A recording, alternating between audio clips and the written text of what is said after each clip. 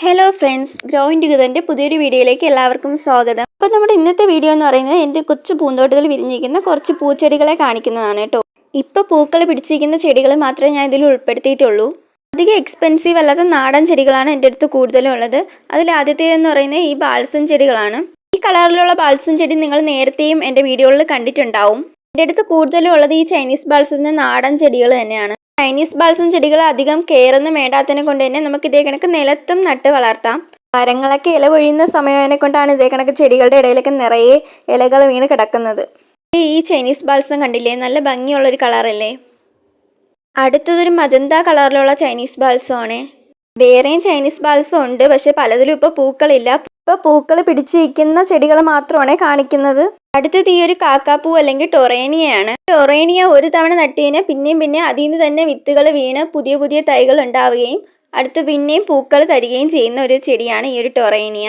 അടുത്തത് നമ്മുടെ കൊങ്ങിണി ചെടികളാണ്. കൊങ്ങിണി ചെടിയുടെ ഈ ഒരു ഓറഞ്ച് കളറും പിന്നെ ഈ ഒരു മഞ്ഞ കളറുമാണ് എൻ്റെ കയ്യിലുള്ളത്. ഈ കൊങ്ങിണി ചെടികളിൽ തന്നെ ക്രീപ്പർ വെറൈറ്റി, ഹാങ്ങിങ് വെറൈറ്റി, അതുപോലെ തന്നെ കുട്ടികളിലൊക്കെ കുറ്റിച്ചെടി പോലെ ബുഷായി വെട്ടി നിർത്തി വളർത്താൻ പറ്റുന്ന ലെൻഡാന അഥവാ കൊങ്ങിണി ചെടികൾ ഇന്ന് നഴ്സറികളിൽ അവൈലബിൾ ആണ്. കൊങ്ങിണി ചെടികളുടെ പ്രൊപ്പഗേഷനും കെയറും എല്ലാം വളരെ എളുപ്പമാണ്. അടുത്തത് നമ്മുടെ ചെണ്ടുമല്ലി അഥവാ ബന്ധിച്ചെടികളാണ്. കഴിഞ്ഞ ഓണത്തിൻ്റെ സമയത്ത് ഇവിടെ നിറയെ ചെണ്ടുമല്ലി പൂക്കളായിരുന്നു. ആ സമയത്ത് വിത്ത് വീണ് മുളച്ച ചെടികളാണ് കേട്ടോ. അതിപ്പോൾ നിറയെ പൂവിട്ട് തുടങ്ങിയിട്ടുണ്ട്. വേറെ വളങ്ങളൊന്നും ഇടാതെ തന്നെ നല്ല രീതിക്ക് നിൽക്കുന്നുണ്ട്. നമ്മുടെ പൂന്തോട്ടത്തിലെ ഹൈലൈറ്റ് ആയുള്ള നീല നിറത്തിലുള്ള ഡബിൾ പെറ്റൽ ശംഖുപുഷ്പമാണ്. ഒത്തിരി വർഷമായിട്ട് എൻ്റെ അടുത്തുള്ളൊരു ചെടിയാണിത്. ഇത് കണ്ടോ, ഞാൻ വീഡിയോ എടുത്തുകൊണ്ടിരിക്കുന്നതിനിടയ്ക്ക് കണ്ടതാണ്. നമ്മുടെ ഒരു ചെടിയിൽ കയറി ഇരിക്കുകയാണ്. അങ്ങനെ ക്യാമറ അടുത്ത് പിടിച്ചിട്ട് ഒരു അനക്കവും ഇല്ലാതിരിക്കുന്നു. അടുത്തത് ഈ ഒരു ചൈനീസ് വയലറ്റ് ആണ്. യഥാർത്ഥത്തിൽ ഇതൊരു കാട്ടുചെടിയാണ്. എന്നാലും ചട്ടിയിലേക്ക് നട്ട് വളർത്തി നല്ല ബുഷായിട്ട് പൂത്തിക്കുന്ന കാണാൻ നല്ല ഭംഗിയാണ്. വലിയ കെയറൊന്നും ഇല്ലാതെ തന്നെ നന്നായിട്ട് പൂക്കുന്ന ഒരു പ്ലാന്റ് ആണ് ഇത്. ഇത് നമ്മുടെ റോസ് ചെടികൾ നട്ടേക്കുന്ന ഏരിയയാണ്. അങ്ങനെ ഒരുപാട് റോസ് ചെടികളൊന്നും എൻ്റെ അടുത്തില്ല. വളരെ കുറച്ച് റോസ് ചെടികളേ ഉള്ളൂ. കാരണം റോസ് ചെടികളുടെ പരിചരണം അത്ര എളുപ്പമുള്ളതല്ലല്ലോ. ഇതൊരു ഓൺ റൂട്ട് റോസ് ആണ് കേട്ടോ. ഇത് കാശ്മീരി റോസ് ആണെന്നാണ് ഞാൻ കരുതുന്നത്. ഒരു റോസിലുണ്ടാകുന്ന ആദ്യത്തെ പൂവാണ് ഇത്. അടുത്തത് ഈ ഒരു സമ്മർ സ്നോ വൈറ്റ് റോസ് ആണ്. നമ്മുടെ പൂന്തോട്ടത്തിൽ ഇങ്ങനെ എപ്പോഴും നിറയെ പൂക്കൾ തരുന്ന ഒരു റോസാണിത്. അടുത്തത് പിന്നെ നിറയെ മൊട്ടുകളൊക്കെ ആയിട്ട് വരുന്നുണ്ട്.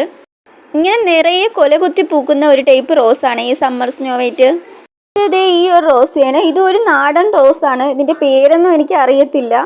ഇതിങ്ങനെ എപ്പോഴും നിറയെ പൂക്കൾ തരുന്ന ഒരു റോസ് തന്നെയാണ്. നിറയെ ഇങ്ങനെ മുട്ടുകളൊക്കെ ആയിട്ട് വന്ന് പൂക്കൾ തരുന്ന ഒരു റോസാണ്. രണ്ടോ പൂക്കളിൽ നിന്ന് തേൻ ശേഖരിക്കുകയാണ്. മുട്ടുകളൊക്കെ ഇങ്ങനെ വിരിഞ്ഞ് വരുന്നതേ ഉള്ളൂ. അടുത്തത് ഈ ഒരു റോസാണ്. ഒരു ഓഫ് വൈറ്റ് കളറാണ് ഇതിന്. നാടൻ റോസ അല്ല കേട്ടോ, ഇത് ബഡ് റോസ് തന്നെയാണ്. ഇത് ഏകദേശം ഒരു വർഷത്തിന് മുന്നേ നട്ടൊരു റോസയാണ്.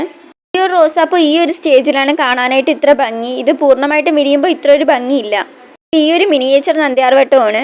വലിയ കെയറൊന്നും കൂടാതെ തന്നെ എപ്പോഴും നമ്മളെ ഗാർഡനിൽ നിറയെ ഇത്തരത്തിൽ വെള്ളപ്പൂക്കൾ തരുന്ന ഒരു ചെടിയാണ് മിനിയേച്ചർ നന്ദ്യാർവട്ടം.